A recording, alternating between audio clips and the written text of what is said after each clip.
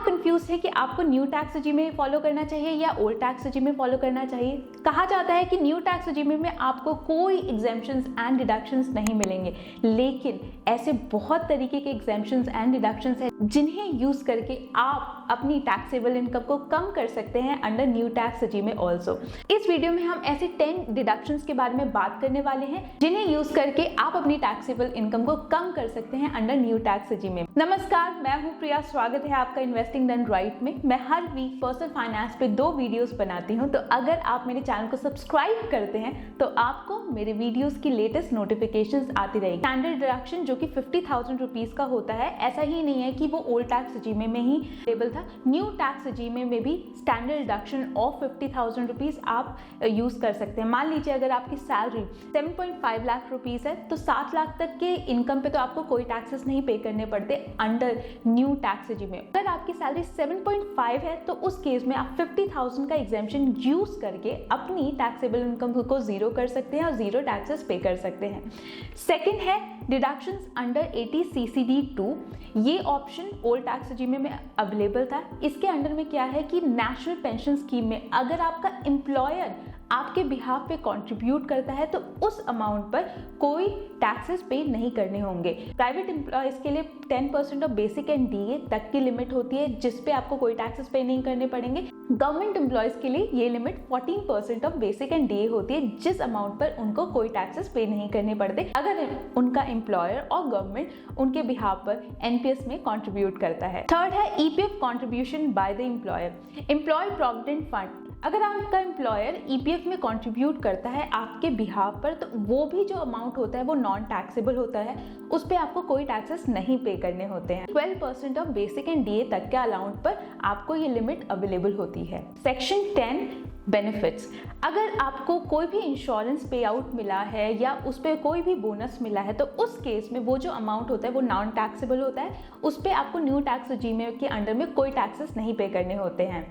Leave encashment on retirement, अगर आप retire हो रहे हैं या आपने रिजाइन किया है उसके बाद जो आप लीव इनकैश कराते हैं वो जो अमाउंट होता है वो नॉन टैक्सेबल होता है। यहाँ पे एक लिमिट होती है कि अप टू 3 लाख तक के अमाउंट पर आपको कोई टैक्सेस नहीं पे करने पड़ेंगे। Interest and maturity amount from public provident fund and Sukanya Samriddhi Yojana. Old tax regime में तो हमें ये पता था कि पीपीएफ और सुकन्या समृद्धि योजना से जो हमें मैच्योरिटी अमाउंट मिलता है आफ्टर मैच्योरिटी पीरियड वो नॉन टैक्सेबल होता है। ये जो बेनिफिट है ये न्यू टैक्स रेजिम में भी एप्लीकेबल है। तो अगर आपका पीपीएफ या एसएसवाई अकाउंट मैच्योर हो रहा है तो वो जो अमाउंट होगा वो कंप्लीटली टैक्स फ्री होगा। वॉलंटरी रिटायरमेंट स्कीम, अगर आप वीआरएस ले रहे हैं, आप वॉलंटरी बेसिस पे रिटायर कर रहे हैं तो उस केस में आपको जो रिटायरमेंट कॉर्पस मिलेगा वो भी टैक्स फ्री होता है। अप टू 5 लाख तक के अमाउंट पर आपको कोई टैक्सेस पे नहीं करने पड़ेंगे।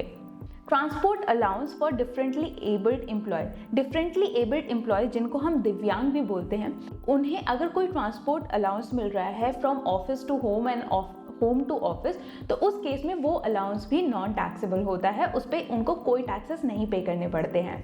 Convince allowance for office duties, देखिए अगर ऑफिस के पर्पज से आप कहीं ट्रैवल कर रहे हैं या किसी और लोकेशन पे जाके काम कर रहे हैं उस केस में आपकी कंपनी जो भी अलाउंसेस आपको दे रही है वो अमाउंट भी नॉन टैक्सेबल होगा, उस पे भी आपको न्यू टैक्स रेजिम के अंडर में कोई टैक्सेस नहीं पे करने होंगे। इसके अलावा donations to charitable organisation under section 80G, हमें ओल्ड टैक्स रेजिम में तो ये एग्जेम्पशन मिल जाता था लेकिन न्यू टैक्स रेजिम में भी ये एग्जेम्पशन अवेलेबल है। तो अगर आप किसी चैरिटेबल ऑर्गेनाइजेशन को डोनेशन कर रहे हैं तो उस केस में वो अमाउंट टैक्सेबल इनकम से रिड्यूस हो जाएगा और साथ ही साथ यहाँ पर एक सर्टेन लिमिट होती है जो कि आपको फॉलो करनी होती है, उतने अमाउंट तक आप डिडक्शन क्लेम कर सकते हैं। इसके अलावा एक और एरिया है जहाँ पर आप डिडक्शन क्लेम कर सकते हैं, अमाउंट थोड़ा कम है लेकिन स्टिल जहाँ से भी आप टैक्स बचा पाए वो बढ़िया है। सेविंग अकाउंट के केस में अंडर सेक्शन 80 TTA आपको 10,000 तक के अमाउंट के इंटरेस्ट पे कोई टैक्सेस नहीं पे करने पड़ते थे। तो अगर आपको पोस्ट ऑफिस सेविंग अकाउंट के थ्रू 3.5K तक के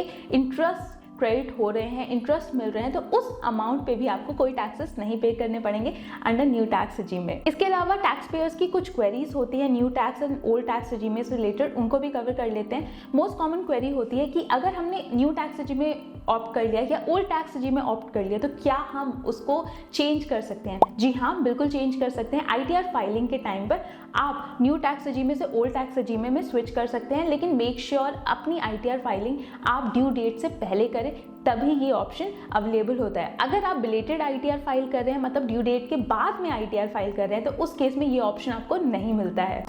एक और क्वेरी होती है, is it mandatory to opt for new tax regime?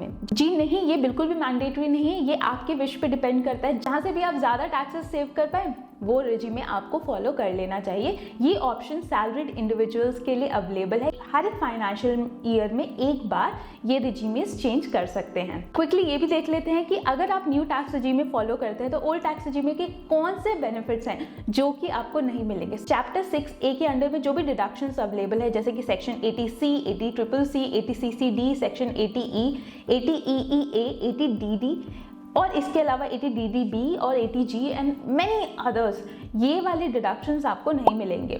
साथ में सेक्शन 80D जो कि हेल्थ इंश्योरेंस वाला डिडक्शन एरिया होता है, वो भी नहीं मिलेगा आपको। सेक्शन 24B, अगर आपने होम लोन ले रखा है, इंटरेस्ट पे कर रहे हैं, तो वो डिडक्शंस आप क्लेम नहीं कर सकते हैं। HRA, अगर आप रेंटेड अकोमोडेशन में रहते हैं तो अंडर सेक्शन 10 आप एग्जेम्पशन क्लेम कर लेते थे अंडर ओल्ड टैक्स रेजिम में।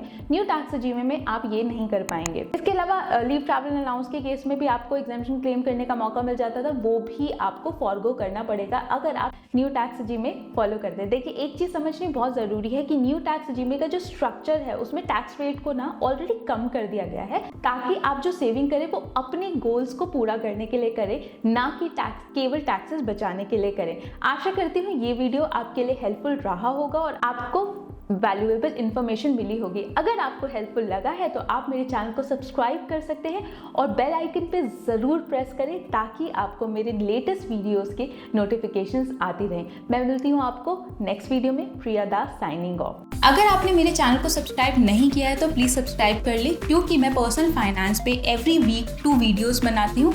अगर आप सब्सक्राइब करेंगे तो आपको मेरे नए वीडियोस की लेटेस्ट नोटिफिकेशन आती रहेगी।